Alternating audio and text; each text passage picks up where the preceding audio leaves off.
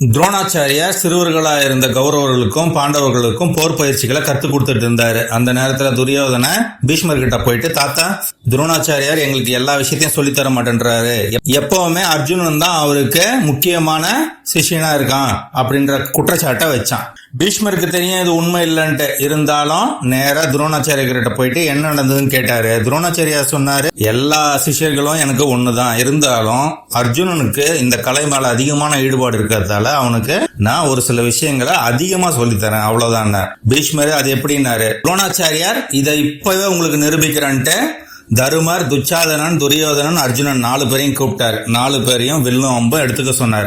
தருமரை கூப்பிட்டு, தருமா அந்த மரத்துக்கு மேல ஒரு பறவை பொம்மை இருக்குது, அந்த பறவை பொம்மையோட கண்ணை நோக்கி உன்னோட அம்ப செலுத்தணும், தயாராருன்னாரு. தருமரும் தயாரானாரு.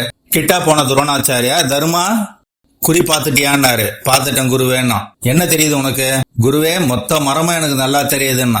சரி நீ வெளியே போ, உன்னால அம்ப விட முடியாதுன்னு அமிச்சிட்டாரு. அதுக்கடுத்து துச்சாதனனை கூப்பிட்டாரு. துச்சாதனா இங்க வா, உனக்கு என்ன தெரியுதுன்னாரு. துச்சாதனன் சொன்னா, எனக்கு அந்த மரத்தோட கிளை நல்லா தெரியுது குருவேன்னாரு. உன்னாலையும் அம்ப சரியா செலுத்த முடியாது, நீ போன்னு அமிச்சிட்டாரு. அதுக்கு அடுத்தது துரியோதனனை கூப்பிட்டாரு. துரியோதனா நீ குறிப்பாருன்னாரு. இப்போ உனக்கு என்ன தெரியுது? துரியோதனன் சொன்னா, அந்த பறவை முழுமையா தெரியுது குருவேனார். உன்னாலையும் அதை சரியா செலுத்த முடியாது, நீ போன்னு அமிச்சிட்டாரு. அதுக்கு அடுத்தது அர்ஜுனனை கூப்பிட்டாரு. அர்ஜுனா நீ நல்லா குறிப்பார்.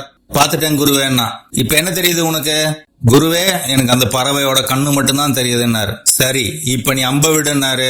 அம்ப விட்ட உடனே அந்த பறவையோட கண்ணுல அந்த அம்பு தொலைச்சி அந்த பொம்மை பறவை கீழே விழுந்தது. இத பாத்துட்டே அந்த துரோணாச்சாரியார் சொன்னாரு, பாத்தீங்களா அர்ஜுனனோட முழு கவனமும் அந்த பறவையோட கண்ணு மேலதான் இருந்தது, அவனுக்கு எந்த கவன சிதறலும் கிடையாது. அதனாலதான் அவன் மிகச்சிறந்த வில்வித்த வீரனா இருக்கிறான். அந்த அளவுக்கு அவனுக்கு திறமை இருக்கிறதால அவன் மேல எனக்கு கொஞ்சம் கூடுதல் கவனம், அவ்வளவுதான். மத்தபடி எல்லாரும் எனக்கு ஒண்ணுதான்னாரு. இந்த கதை உங்களுக்கு பிடிச்சிருந்தா இந்த வீடியோவுக்கு லைக் பண்ணுங்க, சேனலுக்கு சப்ஸ்கிரைப் பண்ணுங்க.